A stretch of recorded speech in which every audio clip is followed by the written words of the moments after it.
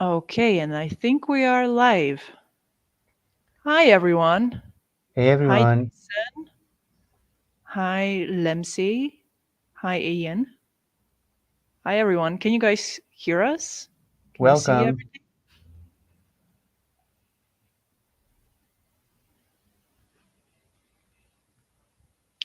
Okay, so there's probably a little bit of a lag between your comments and what we're saying, but it's not too bad, hopefully.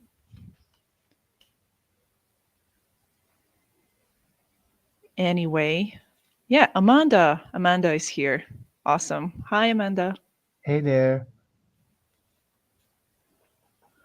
Okay, so why don't we get started by introducing you, Pedro? I'm going to shortly explain who you are. Pedro is a very good friend of mine who lives in Portugal, and um, we met 10 years ago, or maybe even longer than that. Do you remember, Pedro? Like 11 years ago, maybe. 11 years ago. So we've known each other for 11 years. We met through my YouTube channel, and we've become really good friends. He's a Reiki master. He's an energy healer, and he also is an amazing tarot reader who has Instagram and YouTube as well. So if Mm. you want to check out the description, you will find his socials there. Hi, Jason. Hey Welcome, Jason. everyone. Oh, that's so cool that you guys showed Hey up. guys. Yeah, this I'm is nice. so I'm so happy to see so many friendly, familiar faces. Okay, cool. So, Pedro, do you want to expand on my introduction? Well, I don't have that much to say about myself, except this is my very first live stream. Oh, mine too. So, yeah, and So in advance, if we screw up, we apologize. this is But I a don't think private, we. it's a private screw up event. Yes, please enjoy our screw ups. Hopefully, it's gonna go fine. But yeah, this is the very first time on my channel that I'm live streaming, so I'm excited, scared, curious. We'll see.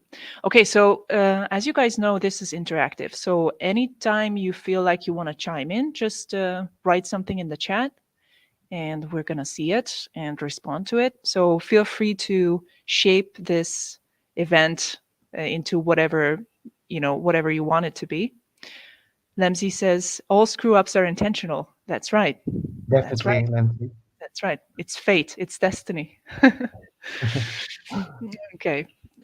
So the first thing that I wanted to do, if you are okay with it, Pedro, Okay. Pedro has prepared a little bit of a game for you guys. So I'm assuming that all of you are somewhat familiar with the tarot at different expertise levels.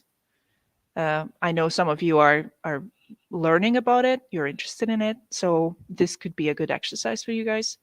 So Pedro has picked a quote that goes with a specific card. So the quote is kind of like a clue for the card. So we're going to try and guess the card.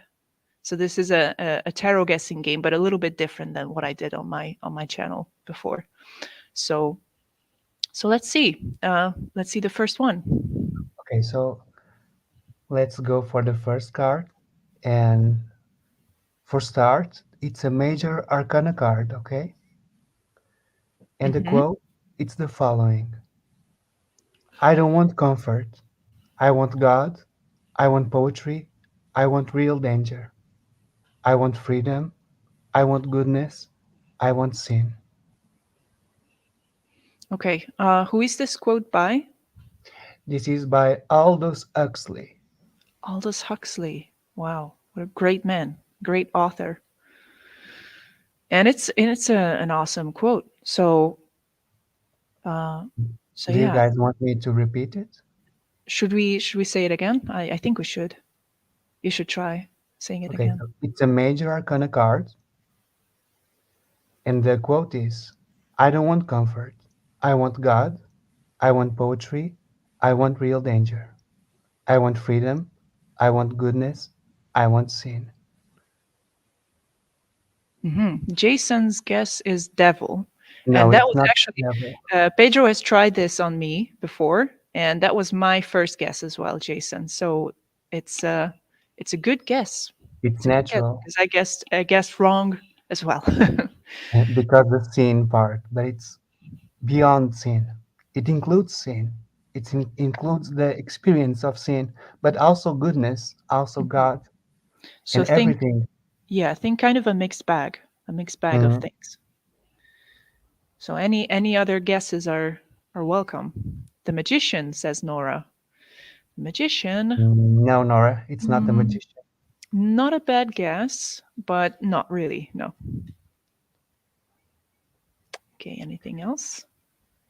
It's a beautiful quote, by the way. I love it. Yeah, it We is. don't want freedom, or we don't want comfort. We want freedom. Okay, Ian says judgment. Well, Hmm, it's not judgment. it's not judgment. Any other clues that you can give us? By the way, I couldn't guess it right, so this one is hard. This one is a bit difficult, but when you know it, it's going to be so obvious. I'm telling you. Hi, Claudia. Hey, Claudia, the fool? No, it's not the fool, nor the world, Amanda. It's not the fool. But I understand why you associate with the fool. It's easy to associate with the fool or the devil.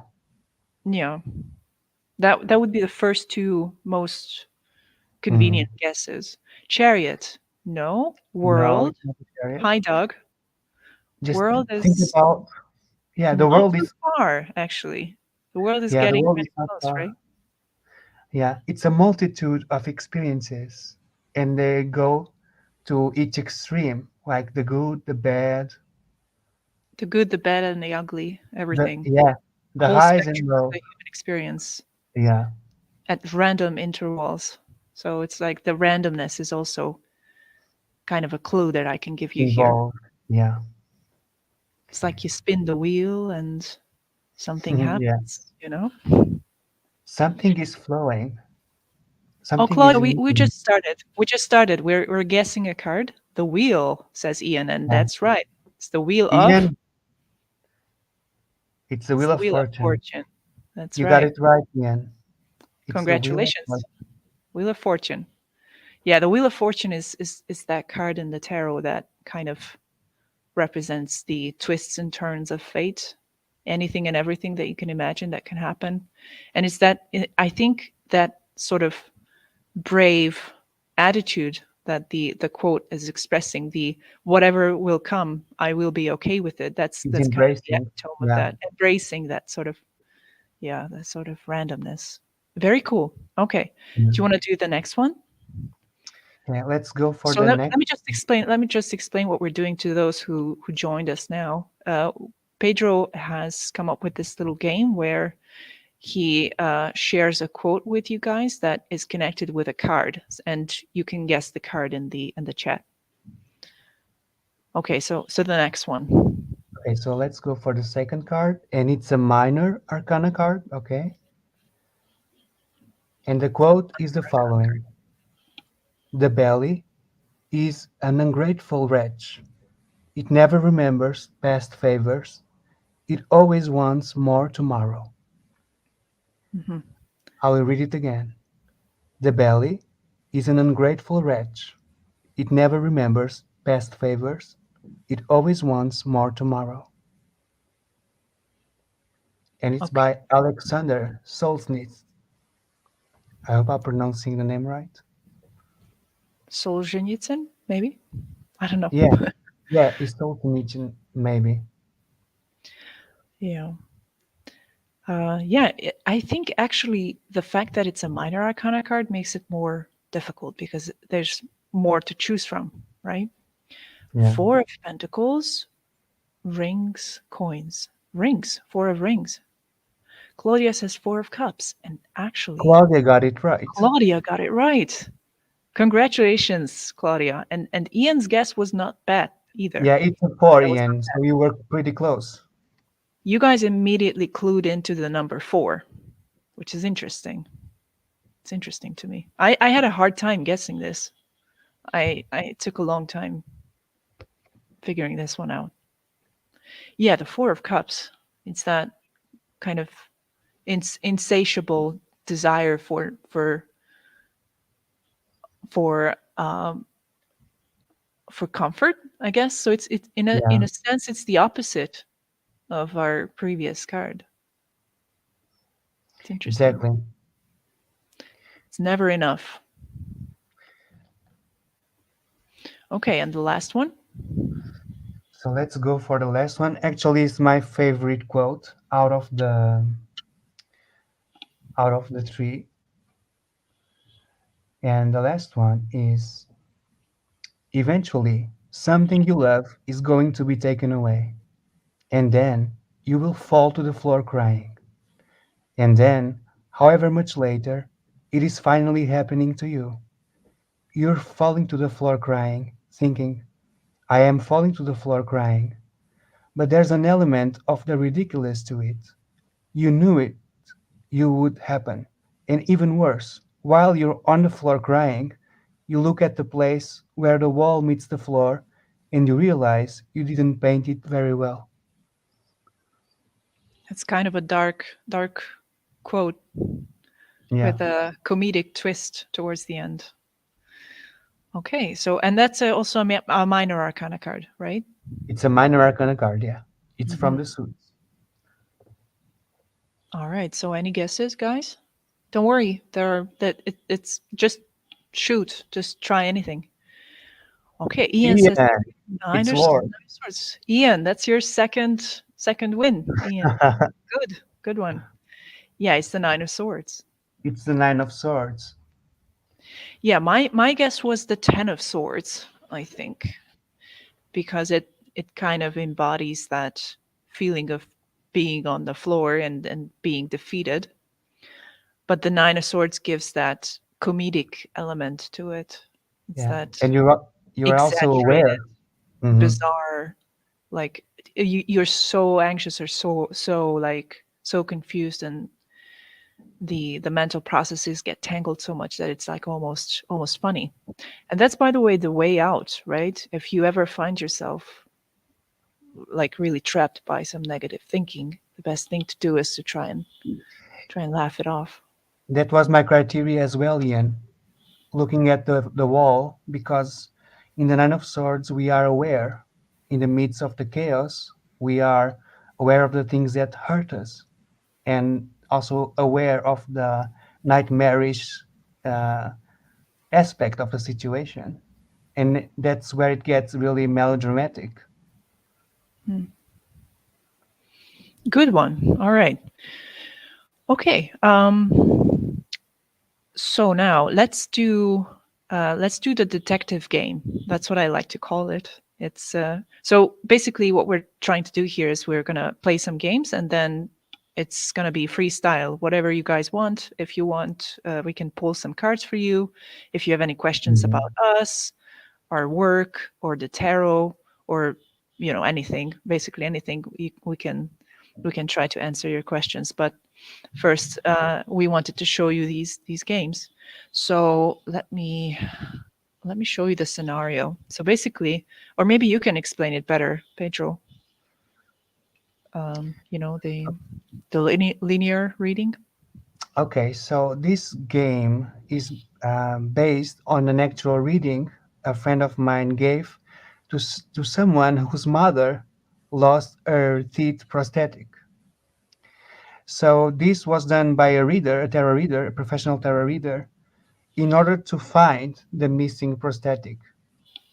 And these were the cards. She found it through the cards, and this was the actual spread, the actual reading. So our uh, intent with this game is for you guys to find where the prosthetic teeth were through the cards. Yeah. So there's a missing prosthetic tooth. It somehow disappeared from this poor lady. She cannot find it, and the tarot reader is trying to help her, and she pulls these cards: the Tower, the Strength card, and the Fool. So we're using the tarot for something a little bit unusual to try and locate an item in physical reality, which is quite cool. So, like Pedro said, this is a real story. This is something that happened. So I wonder if you guys can figure out the location of the missing tooth. Where did it go? What do you think? So basically, in the linear reading process, you look at the shape and the illustration and try to look at it sort of literally, right? Am I explaining this right, Pedro? Yeah, you're absolutely right. So you're trying to take visual cues from the cards, which is, since my camera is kind of grainy, I don't know if you guys can see it very well. Maybe if I hold it up like this, what do you guys think? Can you see the cards? The Tower, the Strength card with the lady and the lion, and finally we have the Fool. Okay, so this is a bit of an unusual exercise. We don't normally, or at least I don't normally use the tarot for this, but it can work for this as well. I can give a hint. Okay, go ahead. Okay, so just like Amalia said, this technique is mainly visual. It's a linear reading. If you guys want to look into it, um, it was um, studied by Yoav Bendov, and he has a whole book about this technique. So we'll look in the aspect of direction. So we have two characters moving to the left, right, sorry, on my end. Yeah, yeah. And the central figure, strength, is the most important because she's choosing. She's walking away from the tower. And the hint here is what the strength card is doing. She's opening the mouth of the lion, right? So in that way we can see the teeth of the creature.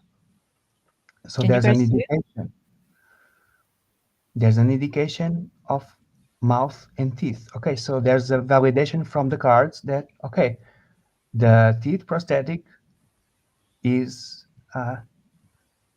yeah, that could be one of the meanings. One of if Amanda says that she may have dropped it and a pet or a ate it. pet. No, no, Amanda, but it's one of the meanings. It could be, yeah, but it's not. Okay, maybe try to figure out the tower, because that's how I figured it out back then. Yeah.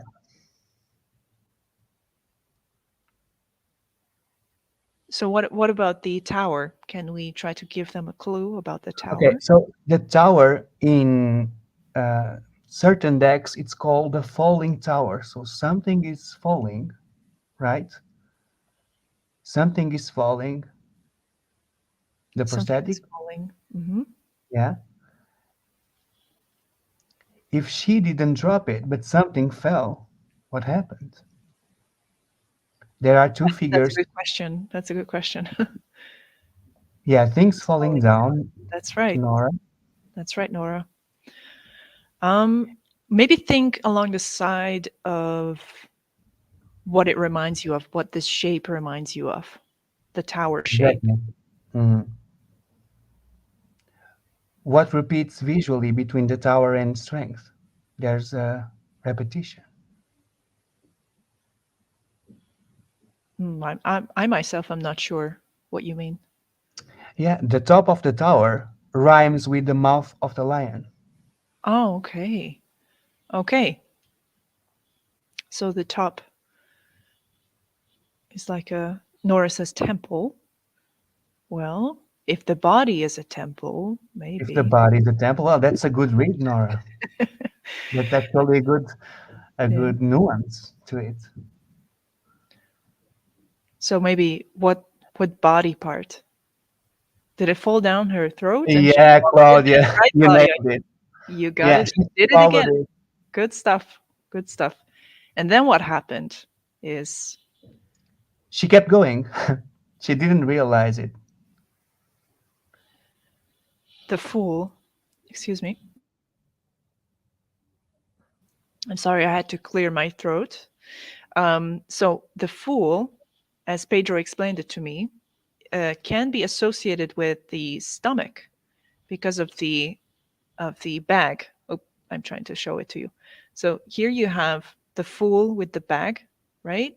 Walking away, walking towards danger potentially, and the bag Mhm. itself symbolizes the stomach. And as you've told me, Pedro, it was sometimes made of pig stomachs, right? This Yeah, kind of yeah. bag. Historically, yeah. Nora says then she ate out. No, Nora, No, she had Nora, to go to surgery. it stayed inside her eternally. It became a part of her. Yes, that's right. Yeah, she had to go through surgery to Yeah. remove it. Okay. Doug says I was thinking too directly, and I was thinking of a cat tower. Oh, yeah, yeah. Well, it could You have know, been. Could have been a cat tower. the tower card is associated with a letter in the Hebrew alphabet, which means mouth. Oh, really? Yeah. It's interesting. So Okay, there's so this reference to mouth mhm, in the three cards.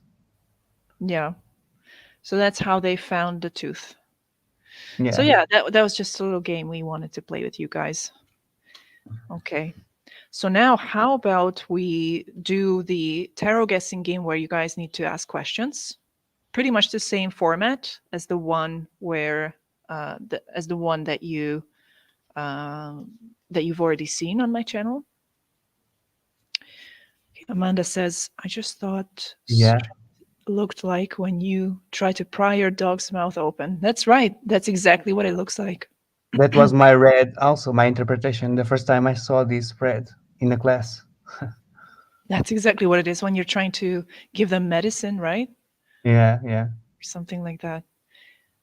And that's pretty much an exercise in the philosophy of strength, right? When you're trying to make your dog eat medicine that they really don't want to, but they That's need it. yeah.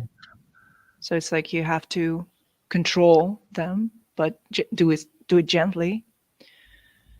You're welcome, Claudia. Lemsey says, I found that insightful as I'm not really familiar with the cards. That's okay. That's all right. We're here to learn Yeah, and to and it's a game. it's just a game. That's right. Okay, so now what we're going to do is I'm going to draw one card, and you guys can go ahead and ask me any kinds of questions about it. I'm going to let you know if it's a major arcana card or a minor arcana card. That's going to be your first clue. And from then on, you can just ask me any questions, like if this card was a type of food, what type of food would it be? If it was a book, what would be the title of the book?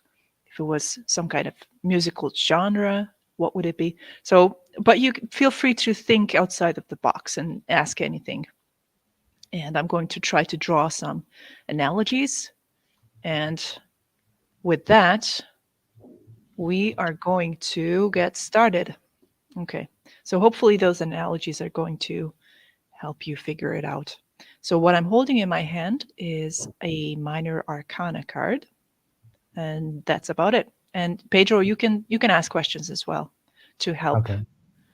help us out. It's a major, Minor, a minor. minor. Okay. That's right. Minor arcana. Okay. That's right.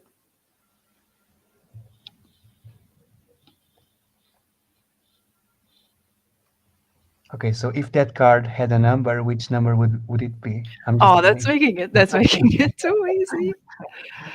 That's making it a little bit too easy. If that card was an emotion, what emotion will it be? Would it What emotion would it be? It would be. uh, the emotion of sorrow. Sorrow. Okay. Yeah. Lemty has a If you were feeling down, what would the card say to you? Oh, that's a great question. That's so creative. I love it. If you were feeling down, what would the card say to you? It would say to you, it's because you deserve it, and it's because other people are conspiring against you, and life is horrible. Not a very nice card. What shape would it be? It would be the shape of a, I think it would be the shape of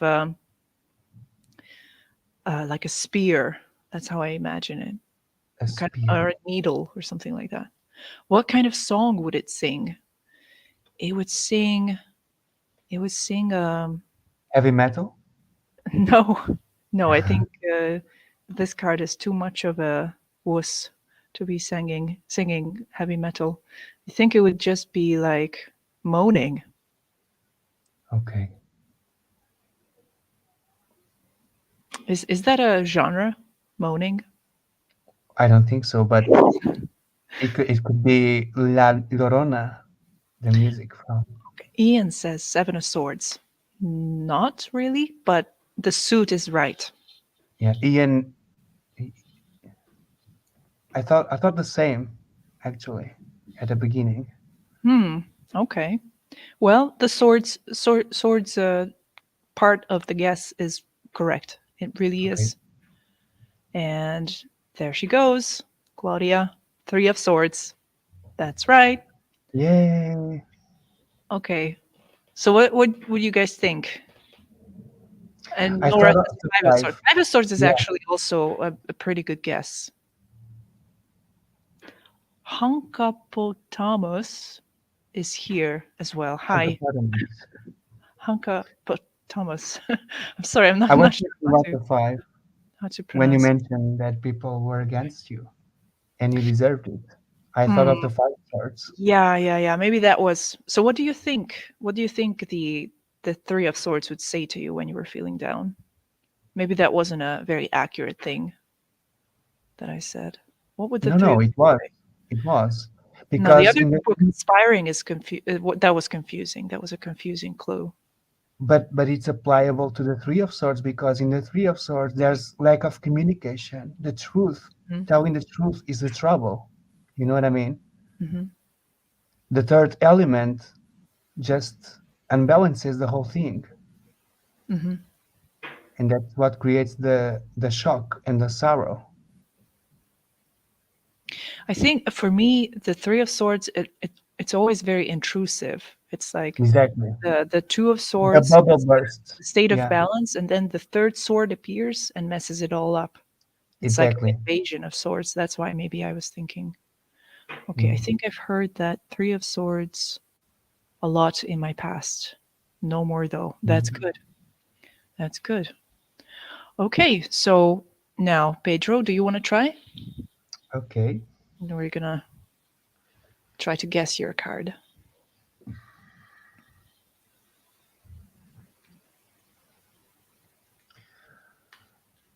Okay, so I already got it. It's a minor arcana card. Okay.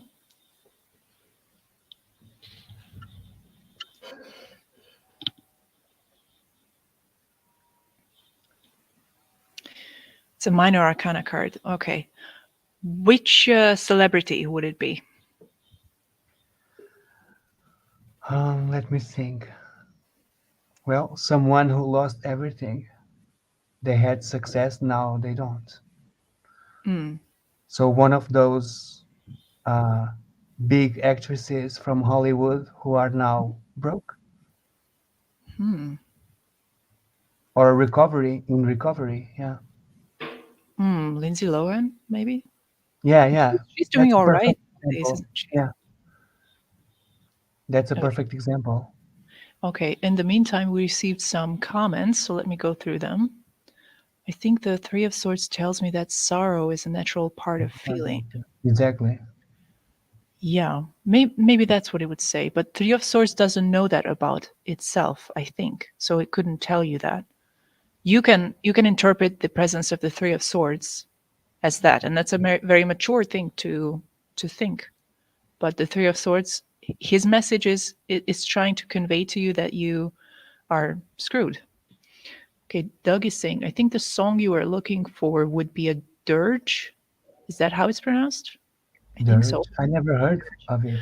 I just googled it, and apparently it's a song that they perform at funerals, kind of a Oh, makes sense. moany kind of thing. Yeah, it makes sense. Okay, Okay, so Nora is going for Amber Heard. Yeah, yeah, that's Amber Heard perfect. That's the perfect example, I think. might be a good example. If this card was a person, says Doug, what would it be like spending the day with them? It That's such would a cool be, question. yeah, it would be. Uh, we would spend the day definitely looking for solutions, looking for food, shelter, money, a friend's place uh, to sleep, maybe. Interesting. So it's Amber Heard, and you guys are looking for shelter together. Yeah, because she's broke right now. She's broke. I don't think she's that broke, though. I don't think it's that bad. Okay, so basically, what this is telling me that this is an energy of being in survival mode, right? Survival mode, exactly. That's what Mhm. I was about to say. Okay. If this was a movie, which movie would it be? Um, if this was a movie, which movie would it be? Um, Home Alone. Home Alone. Yeah, when he stays behind and he must survive by himself. But it's a funny movie. Is there a comedic element to the character? I wouldn't say it depends on how you react to the situation. Hmm. I see. But if this card was a flavor, says Ian, of candy, what candy would it be? That's such a good Uh, question. well, I think it would not be a candy. I think it would be just like a small piece of bread or a small cookie that someone gave you, Oh, I see. like a leftover or something. Hmm. Remember, you are in survival mode, so you might not have candy. Hmm. Okay, that's Just interesting. just busking and waiting for help. Hmm. Okay. What kind of okay, Yeah, Nora is firing Nora away, trying to guess it. Five of Nora discs. nailed it. Yeah, Oh wow, cool. It it's the is the five of five. pentacles. Five of Pentacles. Cool. Okay. Well, that makes sense. That makes sense. The Five of Swords. That I was thinking about that too. I was thinking about that too, but it's the Five of Discs. The five of discs where you don't have the the materialistic resources, Oh yeah, that's right. That's right. And you and you would, have yeah, you would be foraging for food and trying to find shelter and stuff. exactly, exactly. Doug says, You, "Oh dang it, I was typing as they submitted." Oh, that's right. Right. it's You fine, gotta Doug. you gotta be quick. Okay, so do you guys want to play some more, or should we do something else? What do you guys think? Do you want to play another one? Lemsey said, "I feel sad for the Five of Pentacles." Yeah, it's Well, not an easy card at all. it's not easy, yeah. But I think when I look at the Five of Pentacles, I always think of limitations forcing you to be creative. Okay, Claudia says, I Exactly. guess right, but wanted to give someone else a chance. That's very nice of you, Claudia. Thank you, Thank you. Claudia. And Ian is congratulating Nora. What time is it where you are, guys, by the way? For us, it's the evening here in Europe. Where is everybody from? I'm assuming most of you are from the US, right? Ian is open for playing or moving on to something else. Yeah, me too. Me too, actually. It's Okay, 6:30 in Lindsay, the UK. same here, Lindsay. Yeah, UK. Okay. Okay, so it's the same time as me. Jason is in California, Jason. California. What's the weather like in California? Is it really sunny? Because it's always sunny in California. 4:55 a.m. Oh, Jesus, it's so Where early are you in? in Guam. Yeah, Ian is in Guam. Where is it? Where is Guam? Uh, I would say, let me just Google it because I have Googled it before. Part of Micropolynesia, I think. Oh, okay. Micronesia, it's called. Micronesia, that's right. In the Western Pacific. Okay, so it's rainy in California. It's raining in California. Terraneth, it's 10:30 a.m. She's in the west. She's on the East West Coast. Coast.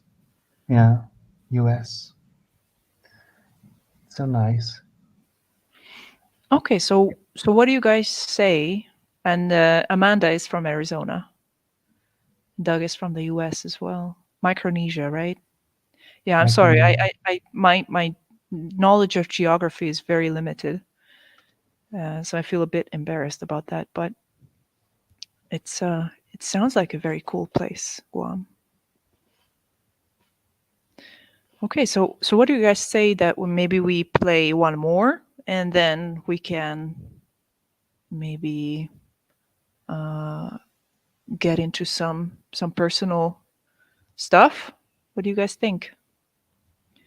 0 Celsius in England, but no snow in the south. Yeah, Yeah. it's kind of a mild winter here in Europe.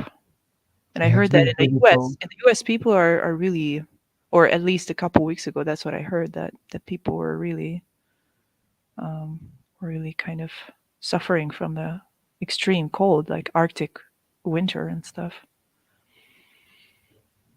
Okay. Okay, so shall we go for another game or do So some readings? I see no uh, protesting in the chat. So let's just try and play one more. Okay. Yeah, let's go for it. All right. Okay. So this is a major arcana card, A and major, okay. major arcana card, a really lovely one. Sorry, I'm already giving you a clue. Mhm. A major arcana card. A lovely major Well, arcana card. all major arcana cards are kind of lovely in their own way. I mean, they all Yeah, have their charm. It's a matter of perspective. that's why we call that transformation. Matt is in Australia. Hi, Matt. Hey 5:38. man, Oh, it's so early. You guys, I really appreciate that you guys are showing up so early for this. it's very early. And Ian is very early as well, where he is. And Simon or Lemsey is coming in with the interesting creative questions. What What weather? weather does this card Oh, want to be nice. in? I think 20 degrees, mildly sunny, like with just with some really light clouds and a gentle breeze, and that's it. That's the weather that the cards wants to be in. That was a really good question.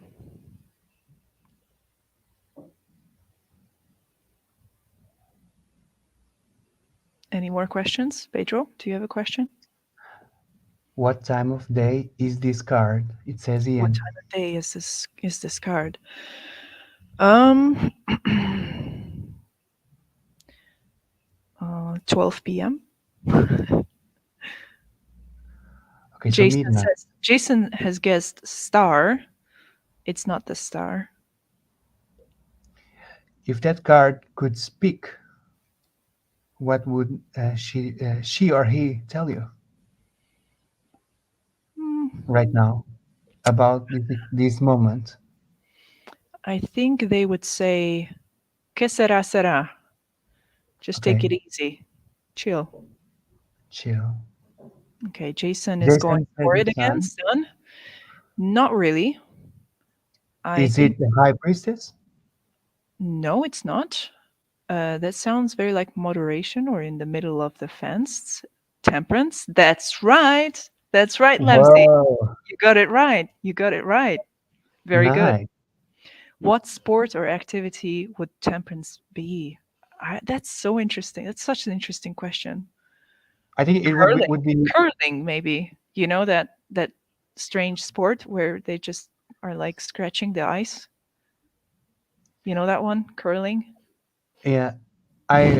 One of the I learned recently that Maybe temperance with is, yoga. yeah, and I learned recently that temperance is also connected with sewing, With like sewing. knitting.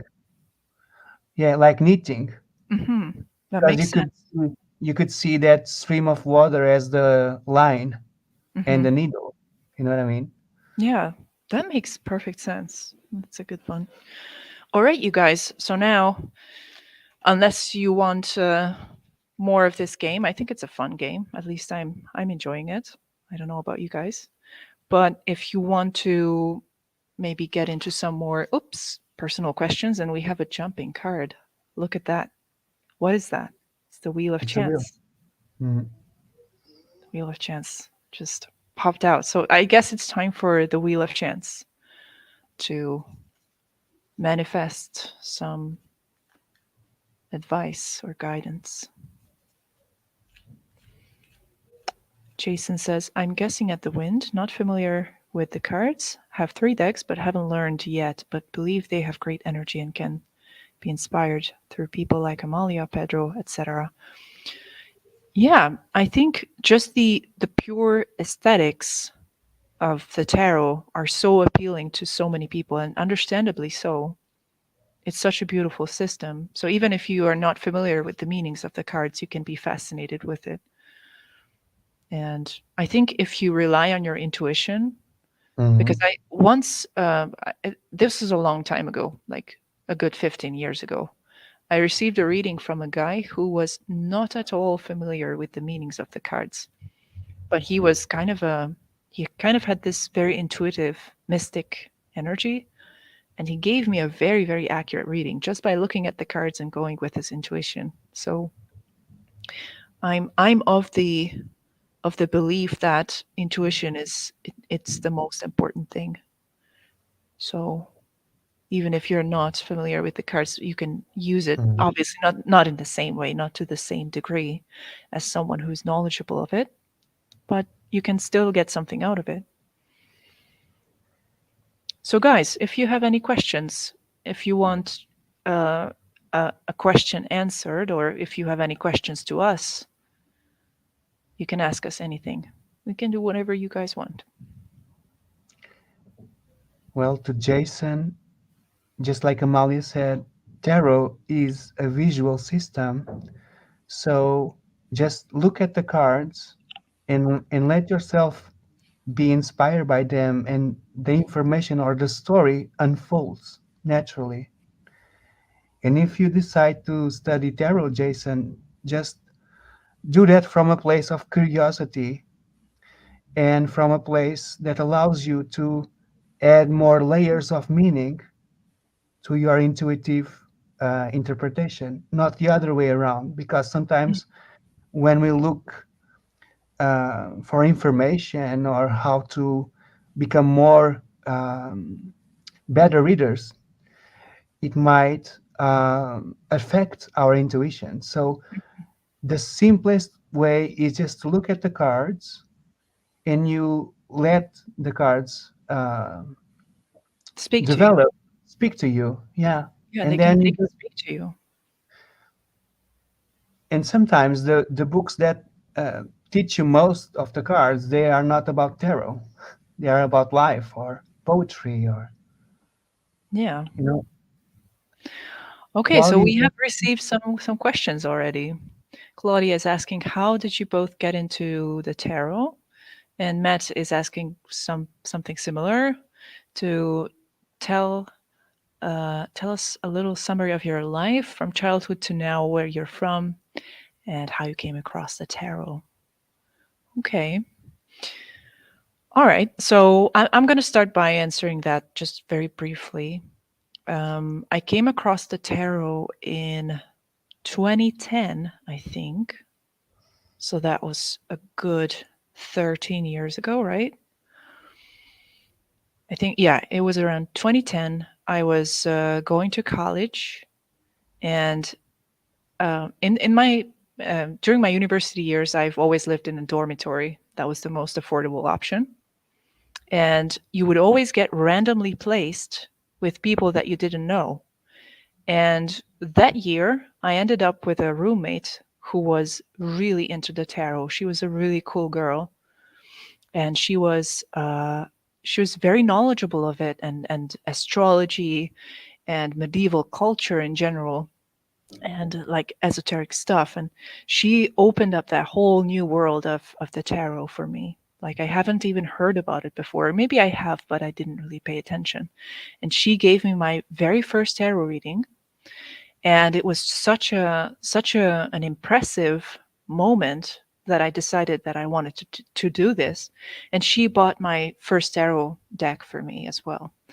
And she made me pull one card from the deck, which would determine my path in connection with the tarot. And it was the card of the Empress. And I think it's just such a cool symbolic thing that the Empress is kind of like, it's kind of like the tarot is this entity that's been with me, that's been accompanying me on the better part of my life, and it's been standing by me and guiding me and being very nurturing, very maternal, like the Empress is. And so yeah, that's my story with the tarot. I don't want to get into my childhood. um, but yeah, I had kind of a normal upbringing, I guess you could say, but I have had lots of conflict with my father and my mother, and that's why I had to back then I had to move out of the house, and that's why I had to go to a university that was in a different city. So that's when effectively my life started away from home, and that was all interconnected with the tarot as well. So yeah, I don't want to give you a full life story, but that's the gist of it. How about you, Pedro? How did you connected with the get connected with the tarot? I think it was long way ago. I was really young. Um, Surprisingly, it happened through a movie, and that Oh, movie is, really? yeah, it was a James Bond movie. I was about 11 at the time, and it's a movie called James Bond Live and Let Die, and there are tarot cards in that movie. And Mm. for some reason, when I saw these cards, I couldn't uh, forget about them. I was literally obsessed about those cards, and I wasn't an annoying child. I was very quiet. I loved my books, and for some reason, I wanted to have that deck of cards. And How old were you at the time? I was 11, 11. 10, 11, because it was in 96, 97. I was born in 85, so yeah. And I was able to get a small tarot deck that came with a book from a neighbor's store. She had a bookstore, and I would read the cards just like I was telling Jason. I would place the cards on the table, like imitating the tarot reader from the movie, Oh, that's and I so would, yeah, and I would build these stories, and most of them were about my friends because I would take the cards with me to school. fun. Hmm. And one day I got into trouble, but that's Oh. another story. Um, but they were actually, sometimes they were very accurate, and I never looked into it like professionally or I want to do something with this, but they were somehow precious to me. and I kept them with me through my whole life. Even when I got into college and I was studying journalism, I had my tarot books and my tarot cards. But yeah, I never stopped doing these readings. Some periods of my life they would uh, be more like on in the second plane, in the background, but the cards always were there whenever I needed them. And Yeah, I pretty much feel the same way about the tarot. It's like a continuous presence throughout different life situations and problems, and it's just always there. And it really is like a kind of a maternal presence. Can you guys hear me okay? Because Nora is saying that my voice is faded. I can hear you. Okay, that's good. Okay, so any other questions? Feel, don't be shy, guys. If you have any, any personal questions, like if you want guidance on anything, or if you've maybe done a reading for yourself that you want us to help you interpret. Okay, cool. All right, so Lemzi's asking, when you do video readings for someone, do you wonder what the situations or context of the person you are reading for is like, as you see a window into that moment but might not get feedback? That's a good question. That's a very good question, Lemzi. It's true. I sometimes wonder, like, especially if the reading is something extreme, if something is shown in the cards that just stops me in my tracks, like, oh my god, what is this person going through? But then, of Mhm. course, I don't want to impose on the person by following up or asking, like, hey, what exactly is going on. I think that's kind of not my business. So I kind of just tell them what I'm seeing, and I'm trying to say it in a way that's helpful. So that's basically the gist of it. But yeah, it's pretty much like you're explaining it, Simon. It's like seeing a window into the underlying logic of a person's life Mhm. without the superficial details, like like their the color of their hair, or where they live, or their social security number, or whatever, those kinds of details that would create a full picture, but there's an underlying energetic situation that I can read into. Okay, Jason is saying, what significant differences between Thoth and Rider? Well, Pedro, what do you think? Yeah, there are definitely differences between both decks.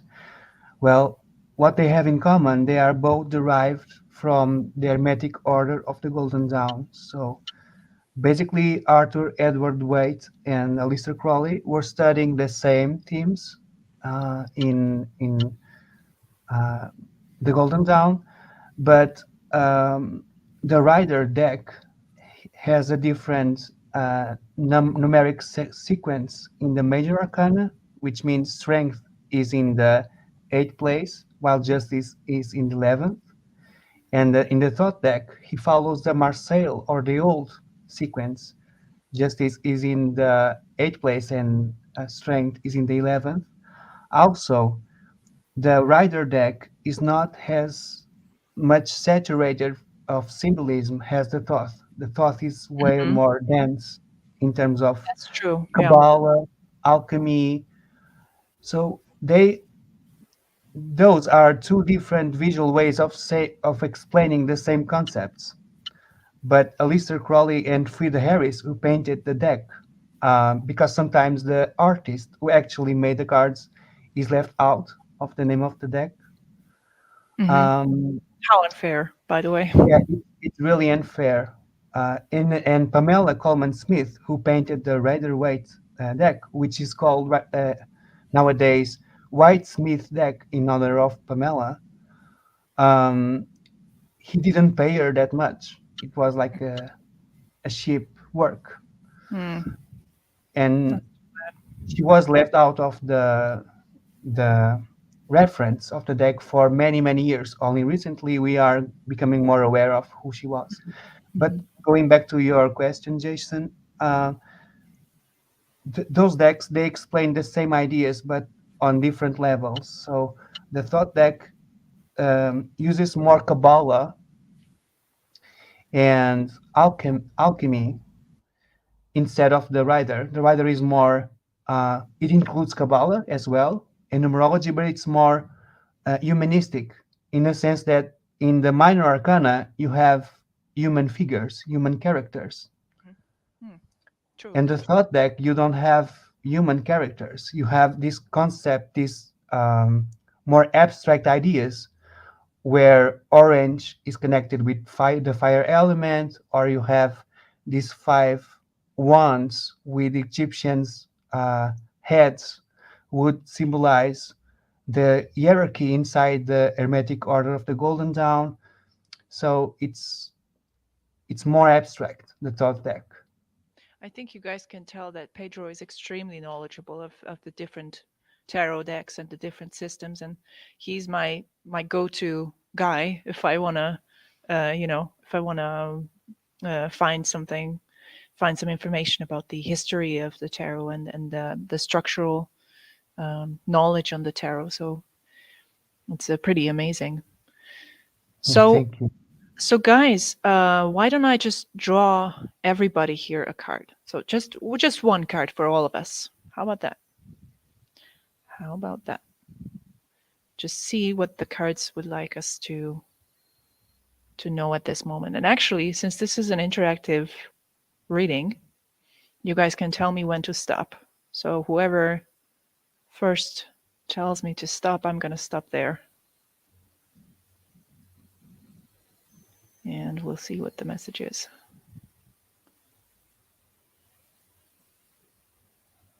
Or maybe I should be shuffling, but no, no. Let's go with this for now.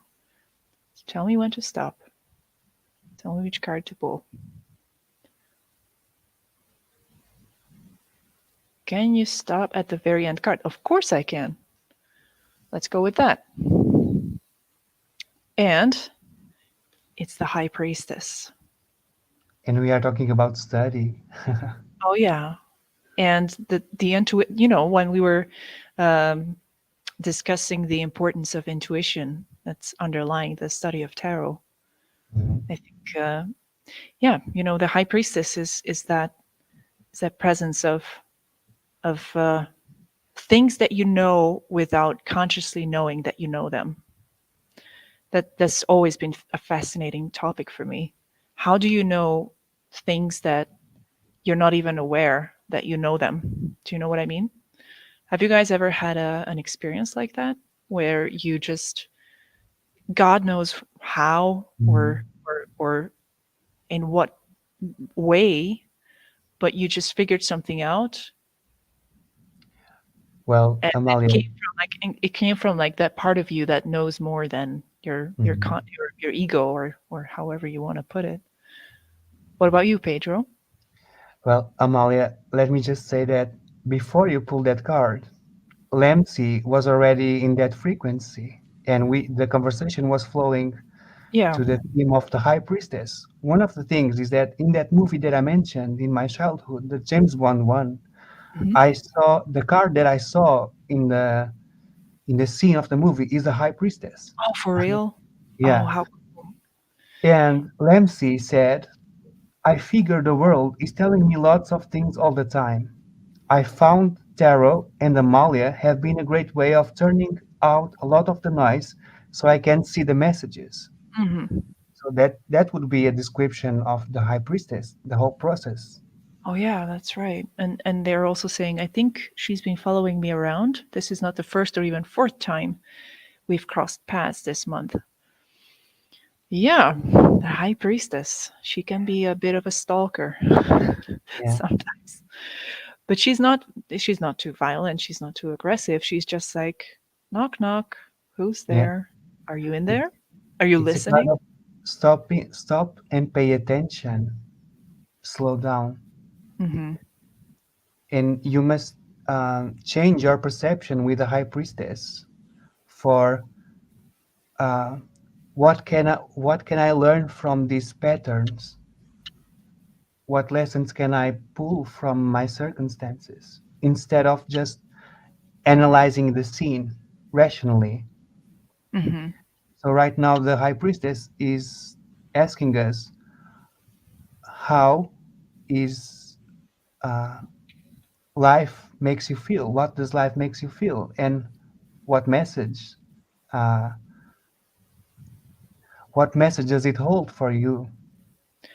Are you What is the message that you already know, but for some yeah, reason you're not noticing that you know it? exactly, exactly. That I think is the maybe the framework that I'm seeing here. Hmm. Yeah, it's How so do, mysterious to me. yeah, how do you How- validate your inner knowledge? That's right. How do you bring it Validate. to that level where it can be articulated, where it can be integrated into your conscious flow of thought? Yeah.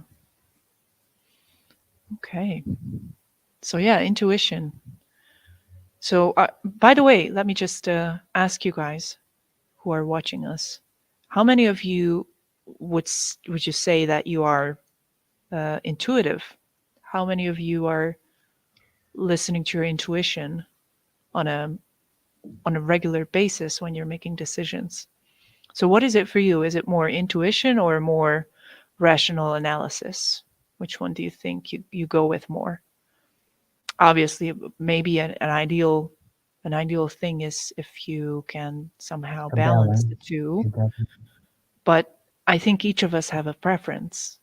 And for me, obviously, I would say that intuition is my go-to method. But what about you guys? And as far as I know you, Pedro, I think you are also deeply intuitive. Yeah, So, I always honor the high priestess first, and then I go rationally to find mhm. uh, supporting reasons I see. to give her validation. You know what I Yeah. mean? It's Claudia is like saying intuition. Jason is also intuition. And Hankapotamos is also mentioning definitely intuition. definitely intuition. Reason helps work out the details, interface with the physical world, I'd say. Yeah, that's a good Exactly what I way was. to put Yeah, it. yeah. Yeah. Yeah. I'm really interested in psychology, as many of you know, and I've been reading about evolutionary psychology, and the phenomenon of intuition is mentioned in psychology often, actually. It's not, it's not an esoteric mysterious thing necessarily. It's a device that you can rely on when making decisions, that is based on this on this mental database of your life experience, and also the kind of the genetic experience of your ancestors. You know what I mean? So it's encoded in your DNA, due to many generations of people who have come before you and survived. You are the offspring of those people, and it's encoded within you to rely on this database of knowledge when you're making your decisions. It might not be the most accurate at all times, but it shortens the time of decision making. It simplifies things. So that's why I think what Hankapotamos is saying here, reason helps work out the details, and uh, before that, preceding that comes intuition. So Hmm. intuition leads you to that place where you can be like, okay, so I've saved enough energy, and I've managed to find the general direction here, and now I can, you know, unpack the details. Okay. Uh, Matt is saying at times I can be very intuitive. However, there are times where it can go missing. Hmm. What do you mean by that? What does it feel like when your intuition is missing? Is it kind of like a blank feeling, or you hear a voice but you're not listening to it, or what happens? Lems is saying, I default to rational, but for me, intuition has led to better outcomes. For me, it's still transitional. You That's know, why the I think it yeah. depends on the situation. Sorry, Pedro, go ahead. I was saying that's why the high priestess has been a stalking card for Lamsey because Mm-hmm. he's learning to develop this inner language. He's still learning Mm-hmm. to develop this ability to listen to another part of his brain. Yeah. So I think the high priestess is working with that enormous body of statistical knowledge, the subconscious that is kind of because the brain is kind of like a pattern recognition machine, right? That's what we Hmm. do without even consciously recognizing it on a daily basis. We're just collecting information, processing it, and putting it into little folders and categories. And we do it without effort. We do it without really paying attention, even. And so intuition is being able to reach into that library, into that database that we're building with our subconscious and pulling out the folder that we need at that given moment. So it's a feeling basically. You don't have time to go through the entire inventory. Hmm. Hmm. You just go with your feeling, you go with your intuition and you rely on that. So definitely it takes some getting used to. And Yeah. Lemsey is giving you some praise here. Well said, Thank Pedro. you, Lamsey. Well, Lamsey, and everyone, the thing is, we when we work with energy, we know that we have several layers or several bodies, if you want to call them. And each body has a different vibrational length. So the physical body would be the more dense, and the emotional would be the second more dense, and the mental would be the third uh, uh, lighter. It would be the first lighter body. So before intuition arrives to the mental body, our emotional body has already processed it. So the body knows first, and then the information arrives to the consciousness because it's already happening on the energetic level. You know what I Hmm. mean? I don't know if I explained myself well. Yeah. Yeah, I think I understand. What about you guys?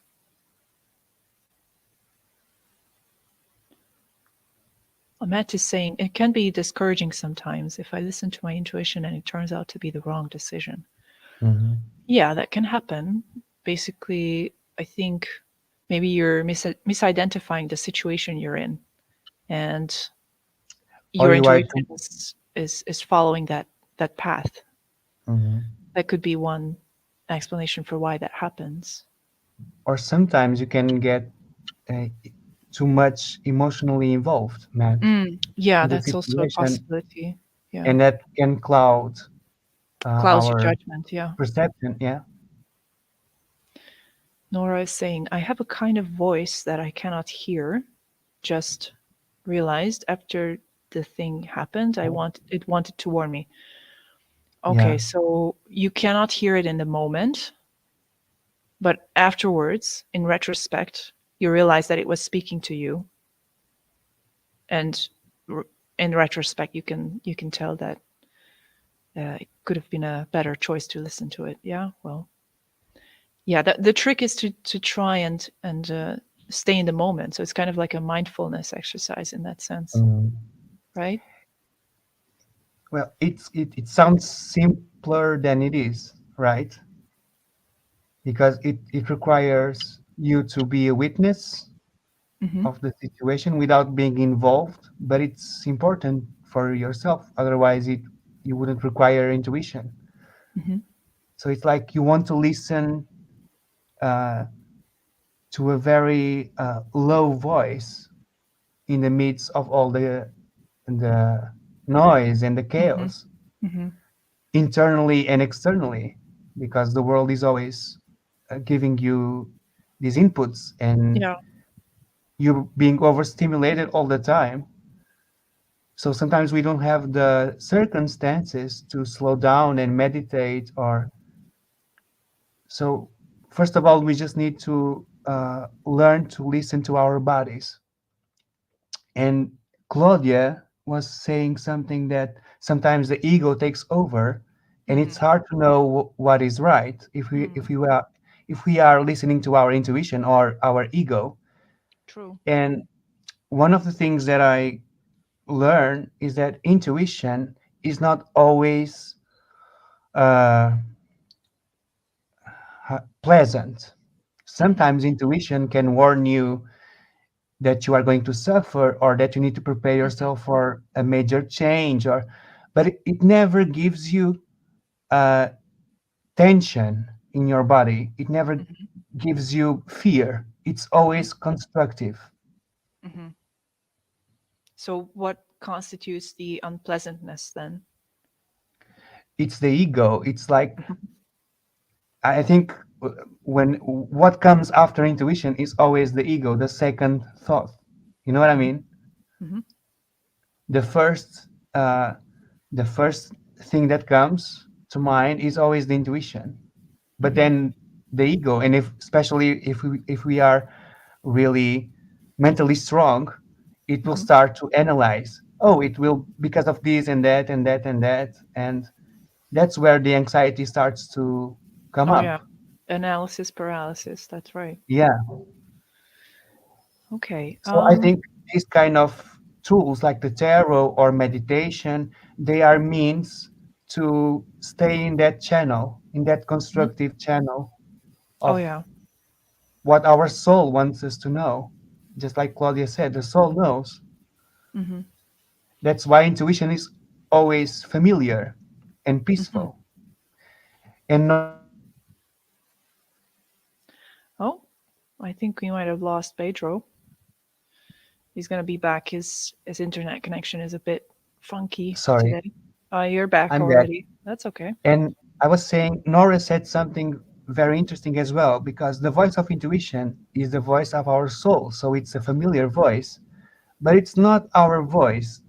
I always say that my intuition sounds as the voice that I listen when I'm reading a book. When you are Hmm. reading a book, you listen a Hmm. voice in your head, but it's not Hmm. yours. Hmm. And that's the voice of intuition, Hmm. at least for me. So don't listen to your intuition when you are panicking or with anxiety. Just try to calm down and detach from the situation. Try to listen to some music or watch a movie, something that puts you in that kind of witnessing state. Oh, and breathe. Don't forget to breathe.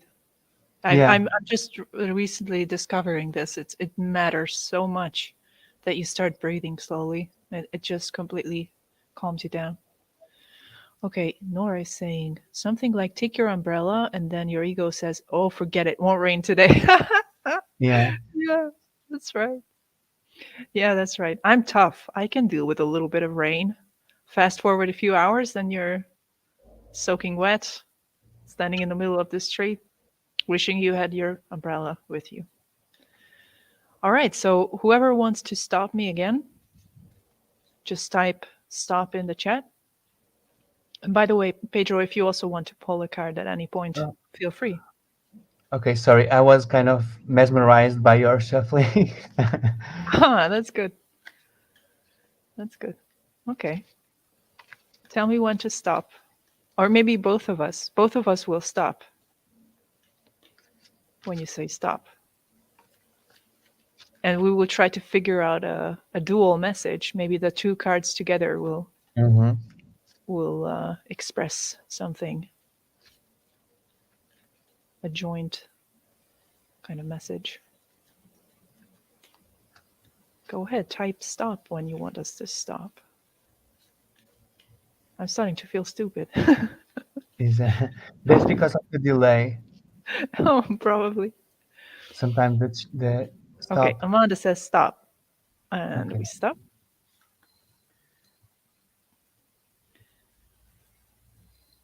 Lemsey says, thank you both and people in the chat here for the insights. You're very welcome. Thank you Thank you, MC. for your insights as well and your creative questions. Okay, what do we have here? You have the Seven of Swords, right? Yeah, that's right. And I have the Empress. Mm, Seven of Swords and the Empress. My first thought is a mother that abandons their child. That's my first very Yeah. dark thought. Or maybe a mother uh, that is forced to be on the go, on the run, an escapist mother. Mhm. Or Seven of this I or this idea that in order for yourself to stay safe and comfortable, sometimes you have to be really cold and you hmm have to abandon, uh, Yeah, you have to jump quote ship unquote. sometimes. Yeah, Yeah. yeah. Can I tell you guys a story? I had a boyfriend about 7 years ago, and he introduced me to his mother, who was very skeptical about the tarot, but very interested at the same time. And back then, I was in this people pleaser mode of, okay, if she wants me to read for her, then I guess I'm gonna do it, even if I don't really want to, and I feel awkward, and it's our first time meeting, and it's my new boyfriend and all that, you know. But she kind of wanted me to do it, so I went ahead and did it. And she was a very hardworking and very strict person, someone who's very strict to herself and everybody else as well. And she was working at a workplace, a bakery that was absolutely horrible, the most brutal place you can imagine, where your bosses would yell at you and they would be very mean and you wouldn't get paid a lot. So she was in that predicament, and she asked me a reading about that. And the Seven of Swords showed up, and this is how it came up for me. This story, what you just said, Pedro, about sometimes sometimes the harder choice is to abandon abandon a project um, that is torturing you, and to do it in a way that at first glance maybe seems dishonest or not very decent. So it's those kinds of moral gray areas that are very interesting to think about. But anyway, I told her that, lady, I think you should run. That's what I told her, like Mm. word by word. And she got really offended. She was like, I'm not that kind of person. That's not what I'm made of. I'm not going to run. But yeah, eventually she ended up running, and it was the best decision she could have made. But in the moment, it just seemed preposterous to her that she could be doing that, that she could quit that job. She felt a sense of responsibility for her team, even if it was a horrible situation. She felt obliged to stay there. So yeah, that's my story about the Seven of Swords. That makes sense. Okay, how about, or maybe if you have some thoughts on the Empress and the Seven of Swords, go ahead.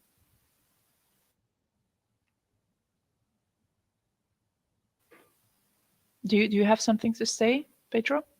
Some ideas? Well, I was just like you said, I think just run, lady, run. It's pretty matching with these two cards Hmm. because Yeah. sometimes the Empress is one of the most uh, non-risk takers of the tarot. She wants to stay where Hmm. she is. She wants to keep her comfort Hmm. at all costs. Sometimes she's high maintenance, Hmm.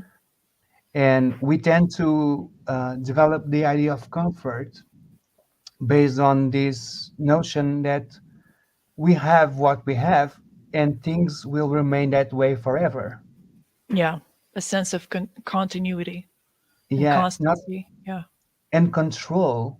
And control. So I think what these two cards together show us is that sometimes um, you can find true comfort in taking risks. Hmm. and be more detached from situations where you exchange your comfort uh, by being uh, ill-treated, by not respecting your values. And if you just believe in yourself and take that risk, you might find more suitable situations, Hmm. even if they are, um, I would say, irresponsible or, Hmm. uh, like you said, dishonest. Yeah, the Seven of Swords is it's an interesting card. It's always been a very complicated card for me because on the one hand, it it radiates um, this sort of confidence of a vagrant, someone who doesn't belong anywhere, someone who's Mhm. detached. But there's also the moral sort of complications that can arise from a life like that when you live completely detached from the consequences of your actions. Basically, I think that's one of the keys to the Seven of Swords is that there's not much concern for what it generates. Okay, Nora is saying that's tough. I like what you have just said, Pedro, about comfort and control. Mhm. Hmm. Thank you, Nora. And sometimes we think we are comfortable, but we are not really investing in ourselves. We are taking away from ourselves by staying where we are. Hmm. It's not true comfort. It's just uh, props. It's like the place, your clothes, your circumstances, everything that provides you a sense of security. It might be futile. You know what I mean? Hmm.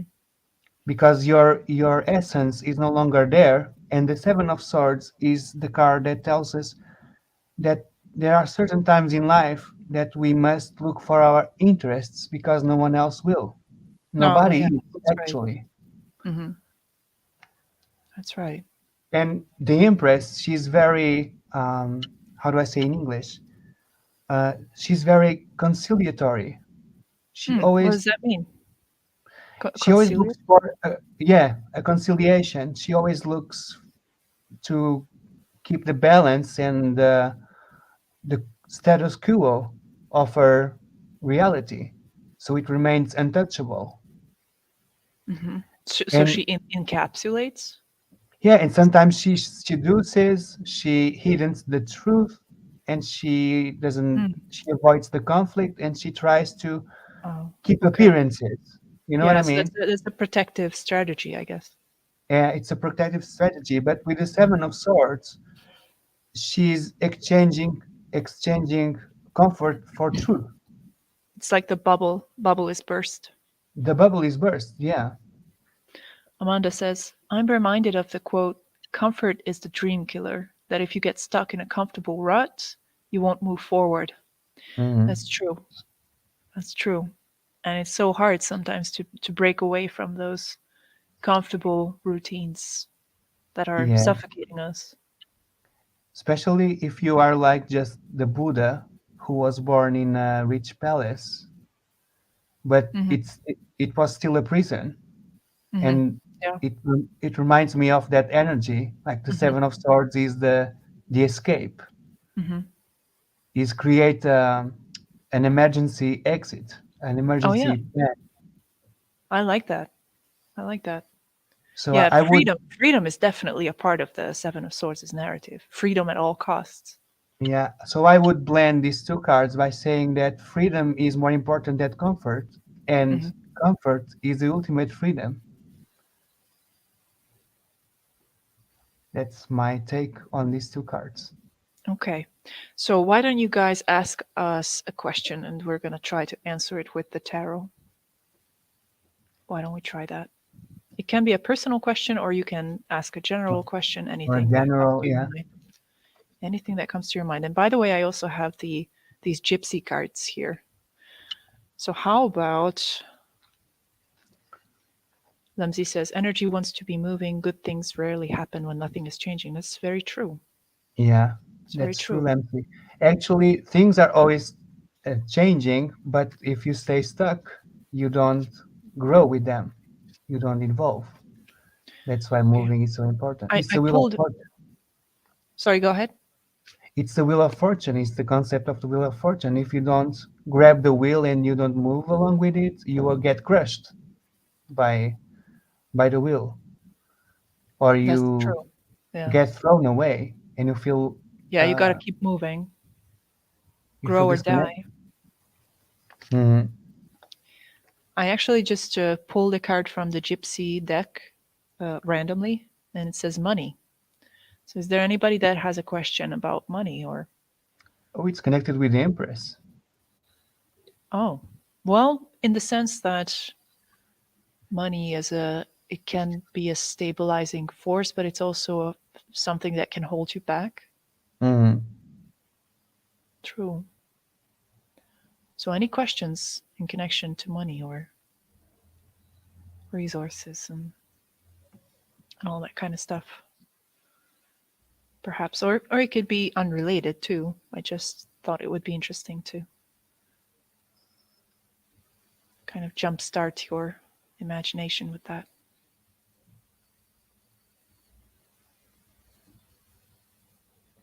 Let's just wait. I know somebody has a good question.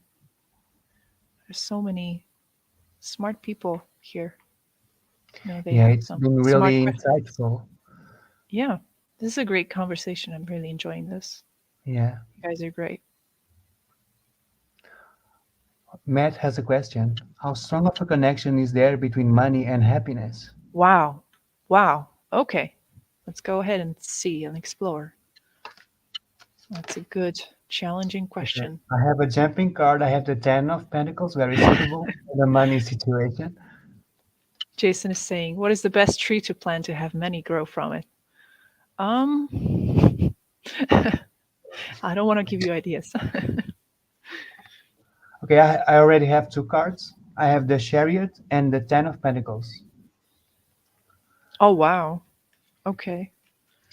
And Okay, I I think have the one message is second. very clear. I have ten of swords at emperor. Okay, that should be interesting. Okay, go ahead. You start. Okay, so going back to Matt's question, how strong of a connection is there between money and happiness?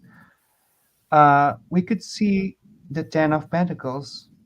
Oh, the 10 is the maximum value in the tarot.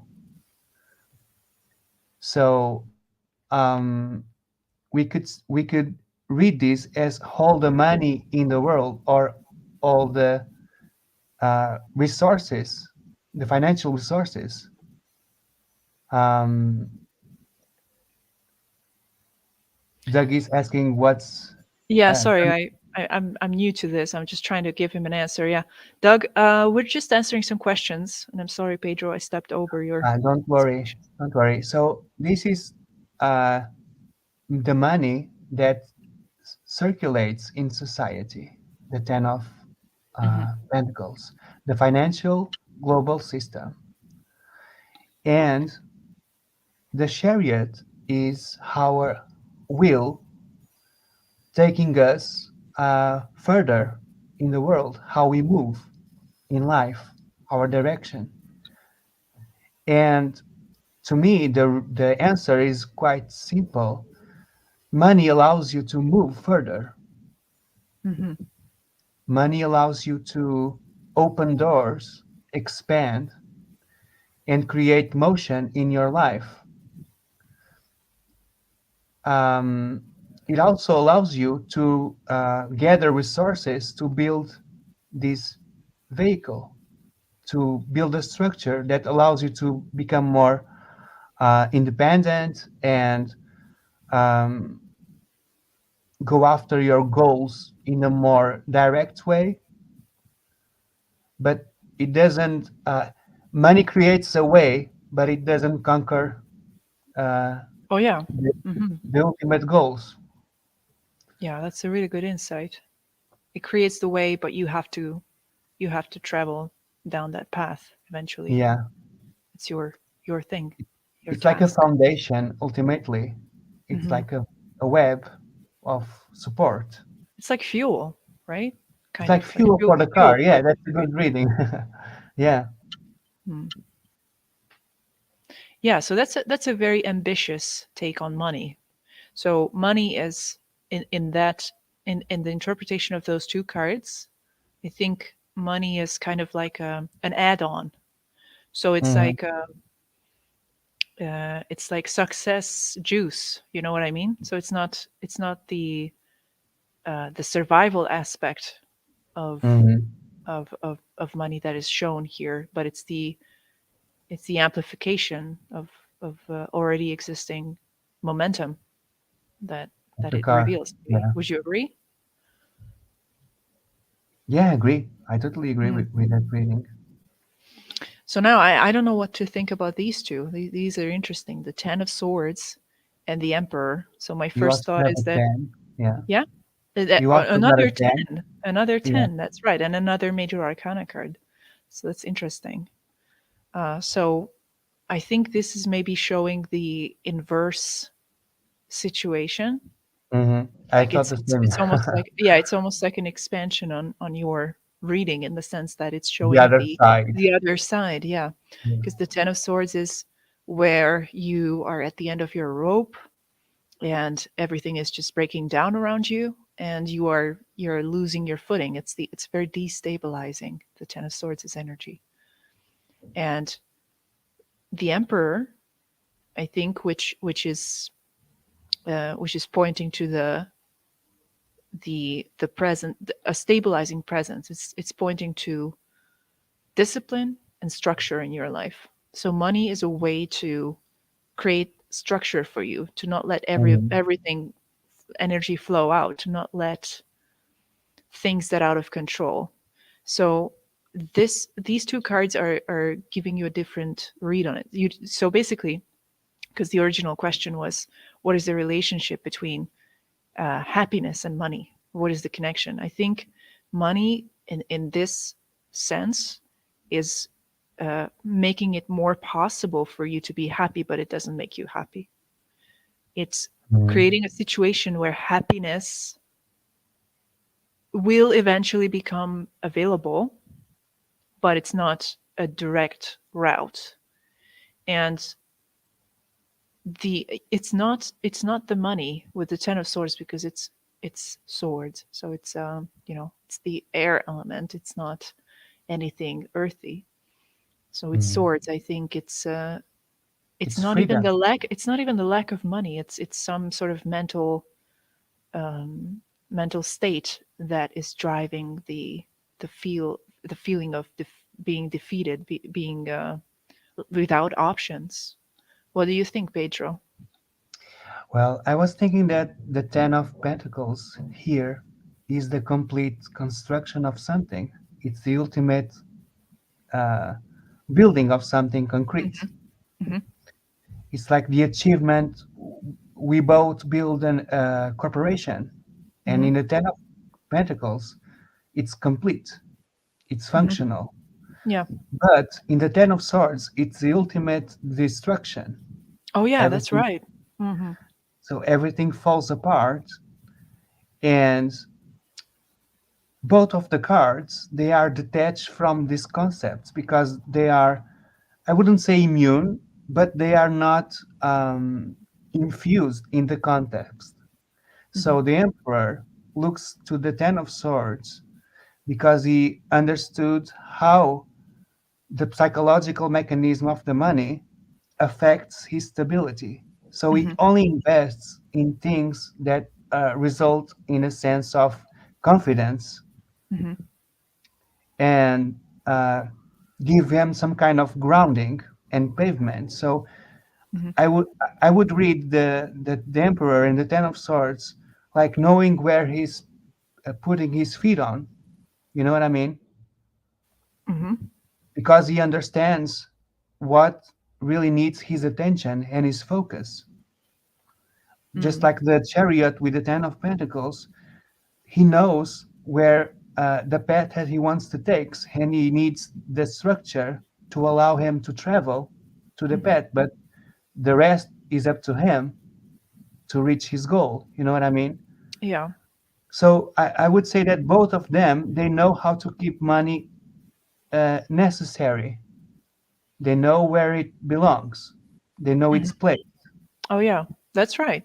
That's right. That's a really good observation. They both can identify where money fits in their life.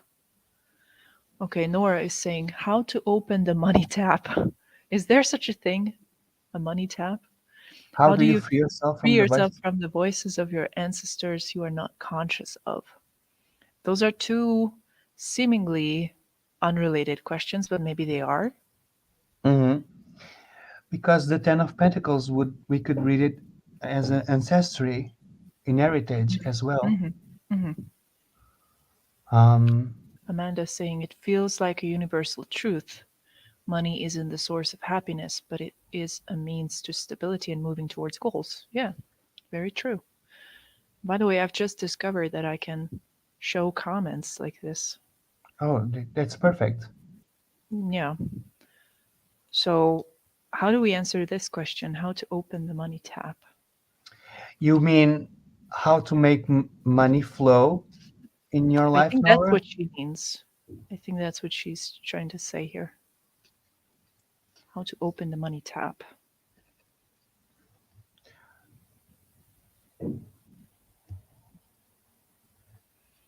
I don't know. For some reason I don't like this image of there being a money tap. I don't like it Well, because it's I think it seems to me like an easily yeah, controllable a passive, a passive thing, yeah, and it's like too convenient. and that's what the cards are saying. Mhm. Um, I think that this idea that money can appear without our effort and our active search for it, it's possible, but it always results in a sense of paralysis and stagnation. Mhm. It asks what blocks you from uh, the relationship or having a healthy relationship with money. Sometimes what blocks Mhm. us is this idea that we need to keep waiting for it to show up, Mhm. and if we wait long enough it will appear. Mhm. And that it's a mindset thing because it's in the sword suit. So we want to figure out what's the solution, and we want to the answer for the cause for money not flowing in our lives to appear, but that results in the same pattern of not moving, not having money. Mhm. So the result to break this ancestors chain, which is a chain of or the money will come to me through somebody else or through some other mean, or miraculously, is a ace of wands. So in order for us to break this pattern of not having money flowing, it's to Mhm. be proactive.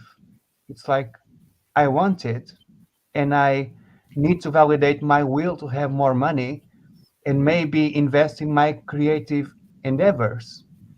Mhm. Yeah, and I think the Ace of Wands. When I look at it, I always think that it's saying any action is better than no action.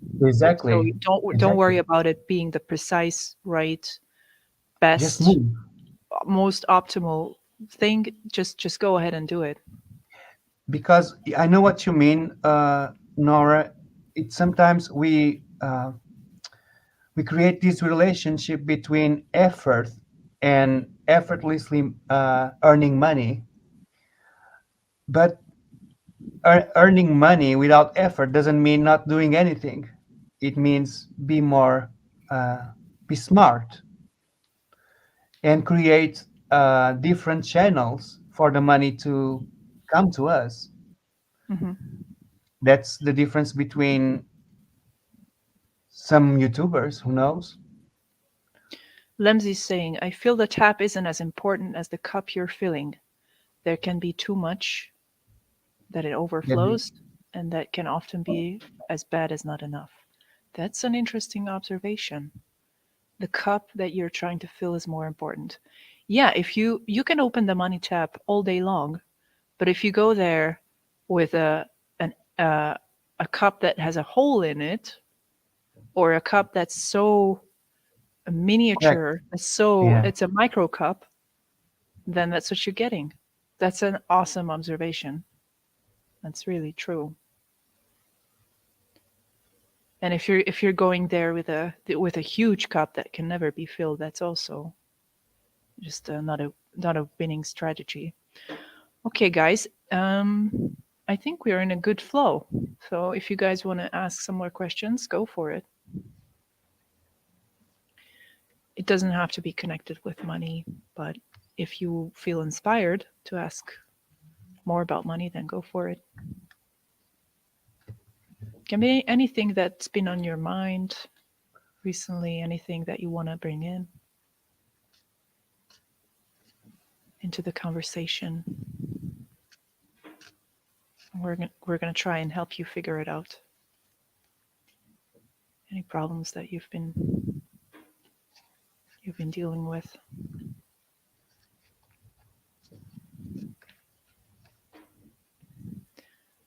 I wonder if they can hear the shuffling sound. I don't know. Yours, I can hear. I can hear your shuffling. You could do it ASMR style. Yeah, we can lower our voices. Yeah, I think we've been yelling a lot. We are very loud. Let's become a little more quiet. It's better this way. Yeah. Okay, Claudia is saying, I like this person and I think he likes me, but I don't know how to approach the situation. Hmm. Okay, good question. So tell us when to stop. I'm gonna be shuffling and you tell me when to stop. It's gonna be your card.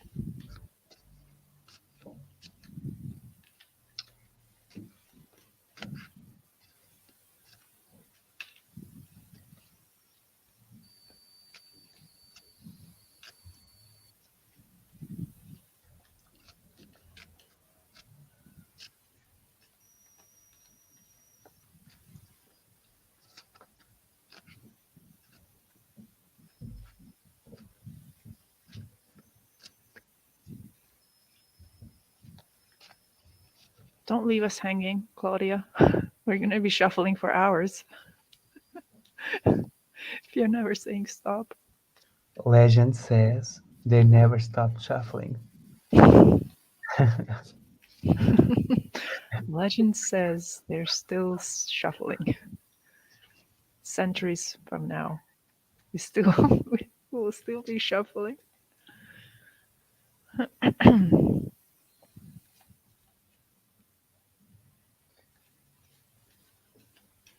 Okay, we stop. She asked, Claudia asks us if we can stop intuitively. Oh yeah, we can. I think we just did. Exactly. There we go. Shall Okay. I pull a card as well, or do I? You too. I think that's a really cool thing. I think Okay, that's the point. That there's two tarot readers, two different perspectives. How cool. okay. So All right. how? Oh wow, look at that. Our good old friend the Ace of Wands. If you've been watching, you could see that this Ace of Wands appeared in the money reading as well to answer the question of Nora, and probably something similar is indicated here with Yeah, there's the Ace of definitely Wands. some. Yours is the Queen of Cups, right? It's the Queen of Cups. So Mm-hmm. we have fire and water, and the Ace of Wands to me tells me there's definitely a spark there. There's attraction. Mm-hmm. Mm-hmm. So and also it's a very active energy. Yeah, her question is how do I approach the situation? So I think The same message here. Just go for it. Yeah, Any exactly. action is better than no action. Don't worry about being the perfect, you know, having the perfect line to say or the perfect question or anything. Approach. Yeah. Just approach. How do you approach? Just get closer. And validate what you are feeling because your intuition is right. That's what the Queen of Cups suggests. Hmm. And maybe to complement the Ace of Wands is uh, a kind of method, which I think is just be brave, just go for it. I think the Hmm. Queen of Cups is adding an element of be gentle, be uh, kind of put an emphasis on feelings. So maybe Exactly. this person can be approached with Aggressively. Yeah. with topics, topics that are emotion based. So maybe if you see them one day, you read an emotion off of their face, and Be empathetic. Yeah. you identify that emotion. You walk up to them, and you can just say, "Hey, I can see that you are in this mood, or maybe I don't know if I'm wrong, but you seem to be this. Do you want to talk Mm. about it?" And that could just be the right pathway forward. To So spark. Yeah. yeah, the spark is there, just like Pedro said. Go for it. See what happens. It's like empathy is the fuel, right? Hmm. Hmm. For the attraction. Yeah, that's right. Empathy maybe this person has this sort of language where they have high emotional intelligence and they can speak the language of emotions. So showing your emotional side, showing your sensibility, your vulnerabilities as well, is it could be a good good strategy, or not even a strategy, just a general thing that you can do. Approach. Yeah. Approach, yeah. Okay, anybody else?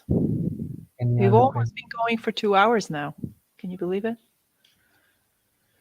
I'm starting It's to like, starting to lose my voice a little bit. I've been yeah. sick. But maybe one more reading? What do you say, Pedro? Yeah, I was about to say that. Maybe one more reading and we close Okay. All the right. live stream. So anybody who has a question, go for it. Oh, Says, I thought so. He often talks to me about how I am. you're welcome, Jason. Thank you guys for being Thank here. you guys. It's our, So much to us. it means a lot. So one last question. Last call. What is the way to start a creative endeavor? Says Just, Lindsay. just Just starting starting is a is a big problem. Okay, that's a good Do, one. do you mean in general, Nancy, or do you want to start something creatively speaking Yeah, do you in have your life? something specific in mind, Lindsay? Like, are you planning on starting something? That's what I'm getting. It's been postponed a lot, and maybe that's why the High Priestess is stalking you. There's something inside your Nora is chest. sorry, Nora is still reflecting on the reading we gave her. I think I knew the answer, but it works hard for me. I think she means she finds it difficult to Mhm. to make it work for her.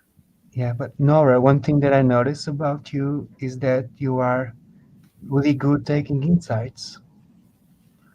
And once you have um, the knowledge of what needs to be changed, something is set into motion.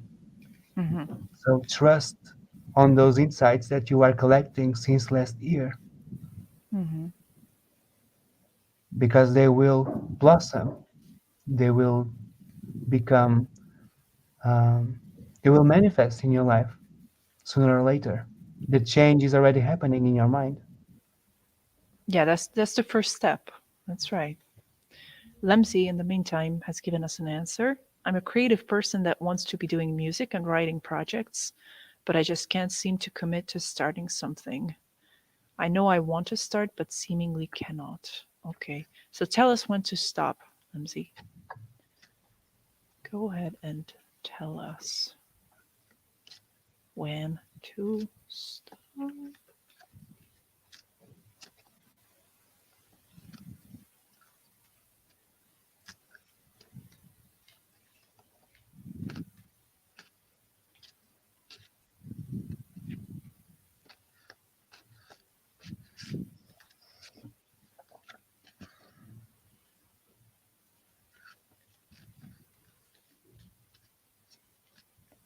Okay. Now, Oh, I noticed it now. Okay, now is the time to stop shuffling. You noticed it first. It's a little bit slow. All don't right. worry. So what do we have? 10 of swords again? Mm-hmm. Okay. All right. Oh, nice. We have the Ten of Swords and the Page of Pentacles. Uh-huh. Can I start? Because I already have like a rush Yeah, of insights yeah. here.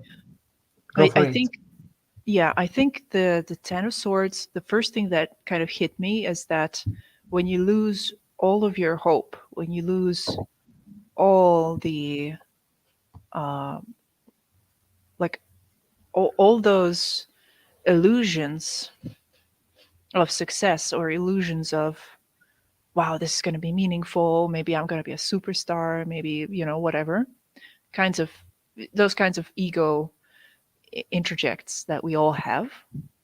Once you lose all of that, once you reach rock bottom, once you have, it's the kind of like, I think this was in the Fight Club, right? Losing all hope was freedom. So when you get to that point of, okay, I this is it, this is the end of my rope. That's where your true creativity is gonna be inspired. That's where you're gonna be. Um, that's where you're gonna receive the energy and the right kind of perspective to get started.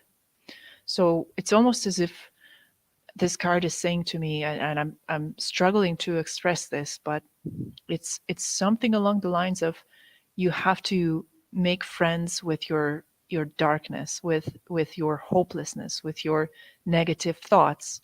So as long as you're trying to avoid misery, creativity might not flourish. So it's a kind of a strange thing, but creativity sometimes comes out of an alchemical effort to try and make your tragedies work for you.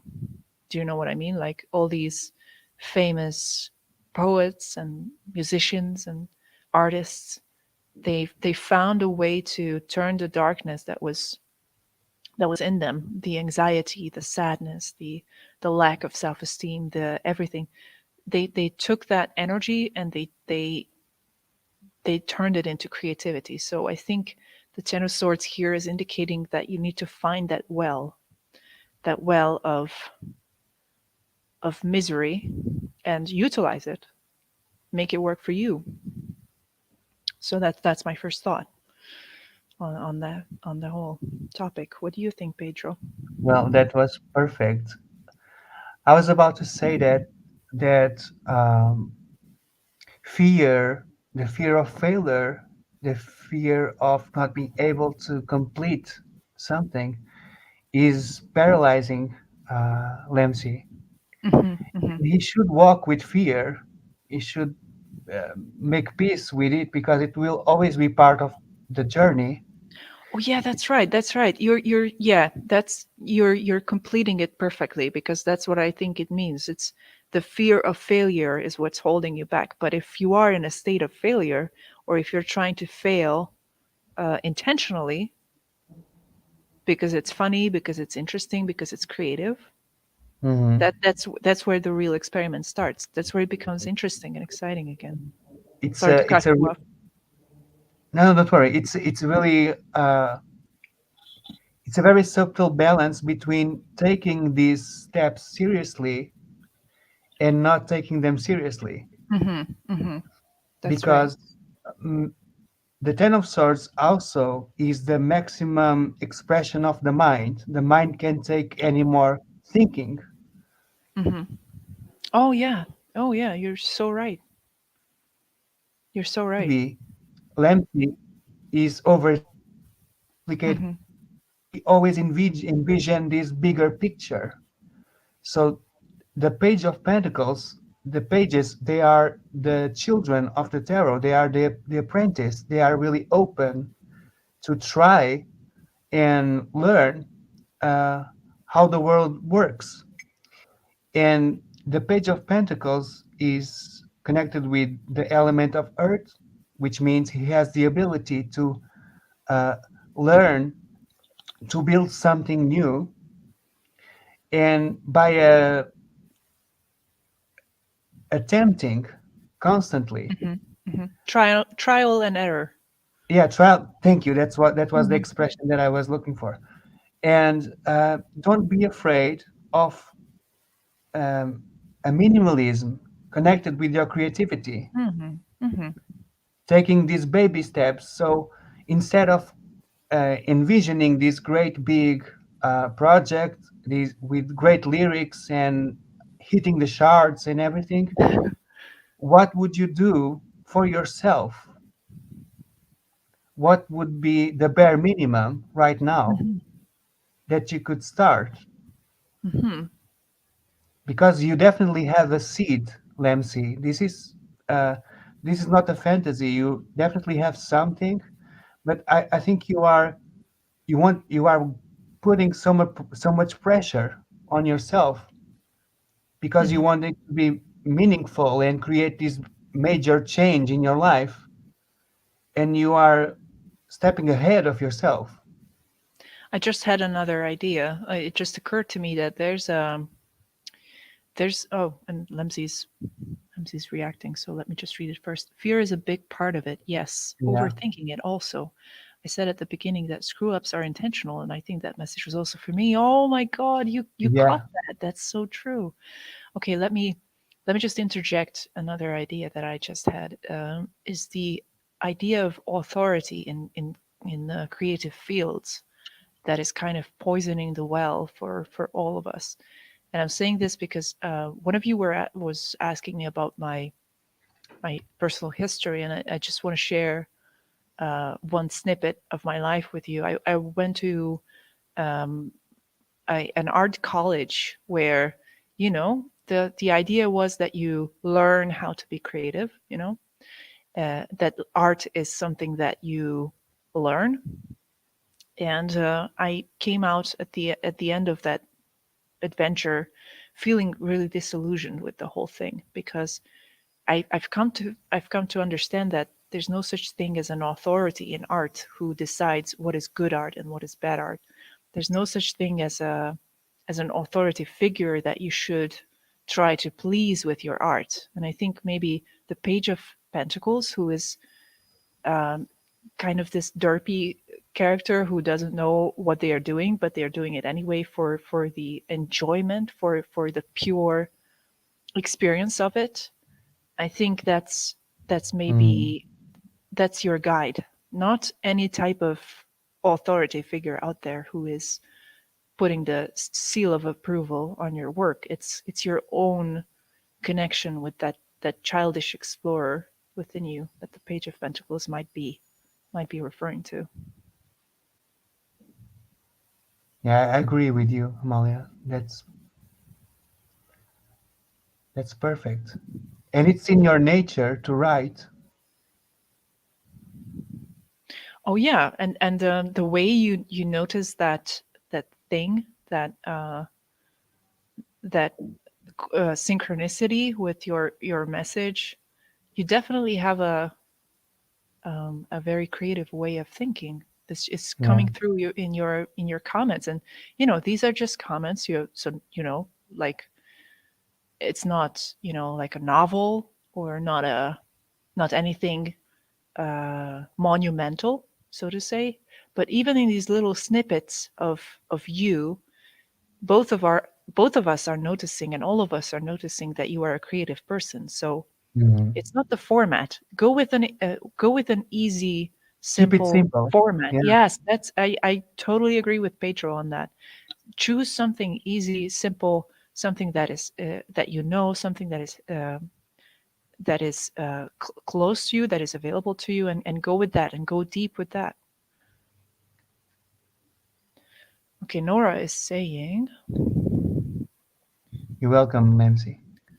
art is good when it's alive. This was my conclusion after art school. And art school is, yeah, art school has a way of killing art sometimes. Yeah, that's what I noticed anyway. All right. It's very Ten of Swords, right? Yeah, exactly, exactly. It's the censorship. It's the censorship that's killing creativity, which is why in these Mm-hmm. brainstorming exercises there's just simply no wrong answers. So if you really want to get to the best solution, if you want to get creative, you have to unlimit yourself in that sense. You have to stop censoring yourself. So yeah,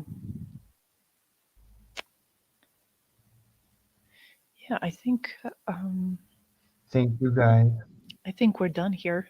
Thank you guys so much for being here. This was so fun. I really enjoyed it. How did you like it, Pedro? Yeah, it was. It Well, was really it cool. felt really cozy. I know it's a Yes. live stream, but it felt really close and Yes. warm Well, and cozy. that's why it's a secret live stream. It's just for people who I chose to be with us here now. So it's not just anybody. These are really good people. Mm, So okay, thanks thank you. everybody.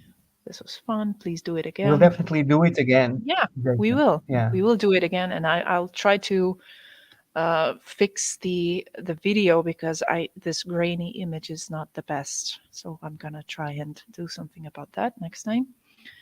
Lems is saying I'm relaxed and inspired. I had a good time. That's so cool to hear. Matt is saying thank you guys. What a great start to my day.